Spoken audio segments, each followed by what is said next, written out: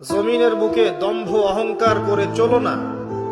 তুমি মানুষ খুব তুচ্ছ, তুমি জমিনকে ধসিয়ে দিতে পারবে না। হে মানুষ, তুমি এতই ক্ষুদ্র এবং তুমি পাহাড়ের উচ্চতায় পৌঁছতে পারবে না। রহমানের বান্দার প্রথম বৈশিষ্ট্য হচ্ছে নম্র ভদ্রভাবে তারা সমাজে বিচরণ করে। যে আল্লাহর কাছে যত বেশি চাইবে আল্লাহ পাক তত বেশি দিবেন ইনশাআল্লাহ। এই জন্য চেয়ে নিতে হবে। প্রথমত চেয়ে নিবেন যে আল্লাহ আপনি আমাকে তৌফিক দিন যাতে করে আমি আমার পুরো জীবনটাকে আপনার ইবাদতে কাটাতে পারি। একটা বারও কি চিন্তা হয় না যে আমার হায়াত কমে আসছে, আমি পৃথিবীতে আর হয়তো বেশি দিন থাকবো না? সুবহানাল্লাহ, সময়ের কসম, আল্লাহ পাক সময়ের কসম করে আমাদেরকে সময়ের দিকে দৃষ্টি দিতে বলছেন, সময়ের সম্পর্কে সচেতন হতে বলছেন।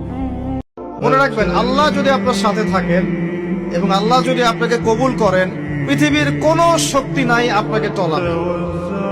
পৃথিবীর কোনো শক্তি নাই, পৃথিবীর সমস্ত শক্তি একত্রিত হয়ে আপনার চুল বাঁকা করতে পারবে না যদি আল্লাহ আপনার সাথে থাকে।